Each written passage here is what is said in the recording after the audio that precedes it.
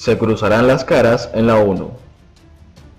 El presidente de la Asamblea Nacional Venezolana anunció este domingo sus representantes al encuentro del organismo internacional, al que acuden invitados por países de América Latina que lo reconocen como el presidente del país sudamericano. A 2 días del inicio de los debates de la 74 Asamblea General de Naciones Unidas, el presidente de la Asamblea Nacional de Venezuela, Juan Guaidó, anunció el nombre de la comisión que lo representará en el encuentro anual del Foro Internacional. Guaidó dijo en un mensaje en su cuenta de Twitter que el diputado Miguel Pizarro será el comisionado presidencial para la Organización de Naciones Unidas y que tendrá el labor de seguir aumentando la presión diplomática a la dictadura y coordinar esfuerzos junto a organismos multilaterales en esta instancia.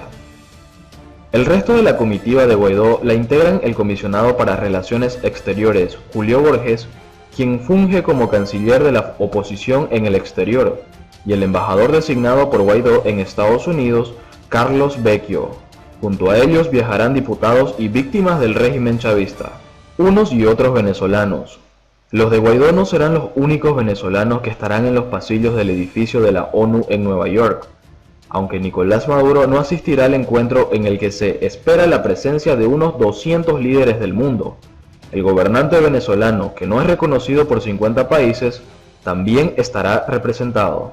La vicepresidenta Delcy Rodríguez indicó que aprovechará la Asamblea de la ONU para denunciar la supuesta vinculación de Guaidó con un grupo criminal colombiano. Junto a ella viajará el canciller Jorge Arreaza.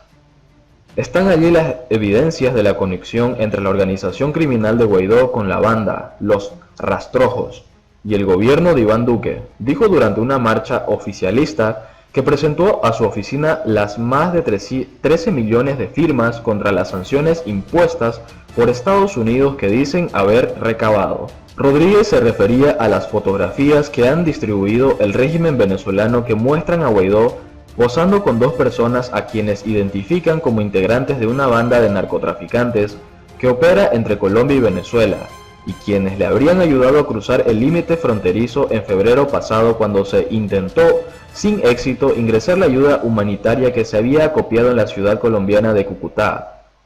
Con estas firmas, el pueblo también le ha dado una respuesta a esa banda criminal nacional, encabezada por Juan Guaidó, que anda por el mundo entregando nuestros activos, dijo en referencia a los bienes venezolanos en Estados Unidos que han sido puestos bajo control de representantes de Guaidó. Presionar a Maduro. La delegación de Guaidó no contará con reconocimiento oficial ante la Asamblea, ya que la representación ante el organismo la tiene la Cancillería en Caracas. Sin embargo, acuden a la cita invitados como parte de las comitivas de otros países, como Brasil o Colombia, que reconocen a Guaidó como presidente interino, cargo que asumió en enero de 2019, al vencimiento del periodo constitucional de Maduro. Los representantes de la oposición han armado una agenda para promover su causa con otros gobiernos del mundo que siguen considerando a Maduro como el mandatario legítimo de los venezolanos. Nosotros queremos formalmente pedirle a Europa y a todo el mundo libre, en el marco de la Asamblea General de las Naciones Unidas, asumir con mucha fuerza la necesidad de presionar aún más a la cúpula de la dictadura, señaló el comisionado de Relaciones Exteriores de Guaidó, Julio Borges. Borges aspira a que Rusia y China, principales aliados de Maduro, le retiren su apoyo. China y Rusia deben llegar en un momento a decidir qué importa más, su relación con Maduro o su relación con América Latina. Se espera que la crisis venezolana sea uno de los temas centrales de la Asamblea General, uno de los objetivos de Estados Unidos y los principales aliados occidentales del gobierno de Guaidó es convencer a Europa de que amplíe las sanciones contra la cúpula chavista. Por otro lado, Maduro insiste con el show militar. Los ejercicios militares ordenados por Nicolás Maduro siguen su desarrollo. Muestran arsenal y equipos de guerra por redes sociales en una estrategia sin mucho fundamento de secreto militar. Pero nada de eso mueve más titulares y tensiones que la invocación del TIAR el lunes y las pruebas de la alianza del régimen con la guerrilla que correrán en la ONU por cuenta de Colombia. La Operación Soberanía y Paz, ahora con desembarcos militares en el lago de Maracaibo, occidente de Venezuela, en el estado Zulia, fronterizo con Colombia, la movilización ordenada por Nicolás Maduro para hacer frente a una guerra desde Colombia no logra captar la atención ni del hemisferio ni del mundo. Al contrario, El tema Venezuela se concentra desde el lunes en Nueva York.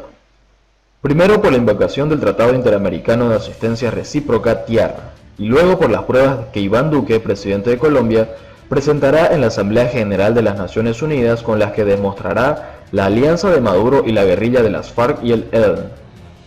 Los únicos titulares que ha logrado recoger Maduro recientemente han sido los referidos al diálogo pactado con un sector minoritario de la oposición y con el que prometió liberar a procesos y presos políticos y buscar un nuevo CNE. Pero la cobertura de Prensa Libre desmontó la falsedad del acuerdo al no estar la oposición real y Juan Guaidó, presidente encargado en la firma. Maduro insiste en mostrar músculo militar porque él confía en que habrá pronto una intervención de Fuerzas Armadas extranjeras. El almirante Remigio Ceballos, jefe del Comando Estratégico Operacional de la Fuerza Armada Nacional, hace gala de las tropas en las redes sociales. Twitter se les vuelve la plataforma usual.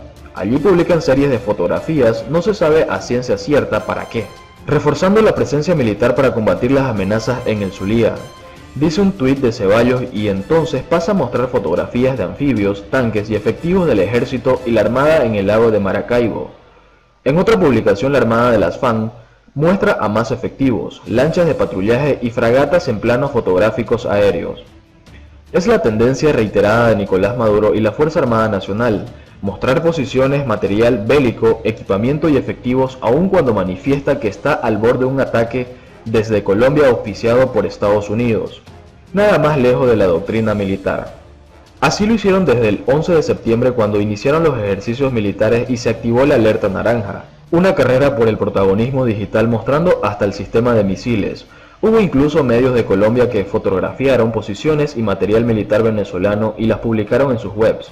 Ningún medio de comunicación de Colombia, ni mucho menos las fuerzas militares, expusieron fotografía alguna del despliegue militar en alerta máxima, decretado por el gobierno de Iván Duque tras la movilización de los 3.000 soldados venezolanos a la frontera.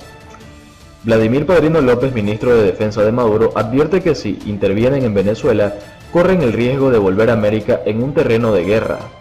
Su argumento proviene de la activación definitiva del TIAR sobre Venezuela. Colombia juega en otro terreno, el diplomático. No le hace falta mostrar músculo militar, que lo tiene, tomando en cuenta el respaldo de Estados Unidos, que ha dicho que de momento en Venezuela no habrá intervención militar, a menos que Maduro se atreva a atacar a Colombia, como reiteró Elliot Abrams, representante especial para Venezuela del Departamento de Estado de Estados Unidos. Los organismos multilaterales no enfocan el tema de Venezuela desde las tensiones fronterizas y lo que se puedan derivar de ellas de momento. La OEA, la Unión Europea y la ONU concentran gestiones en estrechar más el cerco hacia Nicolás Maduro, y eso se acelerará desde este lunes que se celebra la reunión de cancilleres a favor del TIAR. En otras noticias, el fin de una ilusión en Venezuela. De a poco hasta las izquierdas empiezan a admitir el carácter autoritario y dictatorial del régimen venezolano. El llamado proyecto bolivariano, ubicado dentro del aún más ambicioso socialismo del siglo XXI, encarnado por Hugo Chávez y su chavismo en Venezuela, nunca dejó de ser una fantasía imposible de concretar, que tras la falsa ilusión de expresar una izquierda liberadora y moderna, solo haría implosionar a ese tan importante país de América Latina, hasta tornarlo prácticamente inviable, como hoy observamos todos con estupor y con dolor.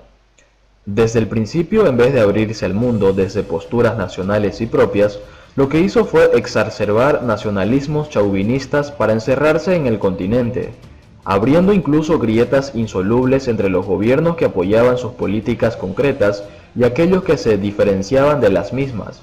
Como todo populismo, ya sea este de izquierda o derecha, que lo mismo da, fue aislacionista, extremista y xenófobo. Hoy Venezuela es un gigantesco drama humanitario que cobija en sus entrañas a un pueblo atormentado que ve como única alternativa el exilio externo, la larga y triste marcha hacia los países vecinos para por lo menos conseguir el pan para ellos y para los familiares que no pueden huir del fanatismo bolivariano, hoy conducido por un secuaz de Chávez, Nicolás Maduro, que ha llevado la represión del pueblo a extremos a los que solo habían llegado las dictaduras y jamás un gobierno elegido democráticamente. En un principio fueron los gobiernos latinoamericanos que no comulgaban con sus principios ideológicos los que comenzaron a pedir la renuncia del gobierno de Maduro producto de un colosal fraude electoral y de un abayazamiento total de todas las instituciones republicanas que alguna vez tuvieron en Venezuela la expresión de una de las mejores, si no la mejor, democracia latinoamericana. En ese entonces los gobiernos de simpatías populistas o izquierdistas de la región no se animaron a romper con el colosal fraude bolivariano por prejuicios ideológicos, aunque en el fondo todos sabían lo indefendible de la situación, que no estaban defendiendo a un gobierno popular sino a una satrapia disfrazada de ello. Fue entonces cuando una mujer que había sido presidenta socialista de Chile, Michelle Bachelet, desde el cargo que hoy ocupa de alta comisionada de las Naciones Unidas por los Derechos Humanos, llevó a cabo una profundísima y objetiva investigación sobre lo que realmente ocurría en Venezuela, asistiendo en directo a su comprobación y hablando con todos los actores del drama político y social.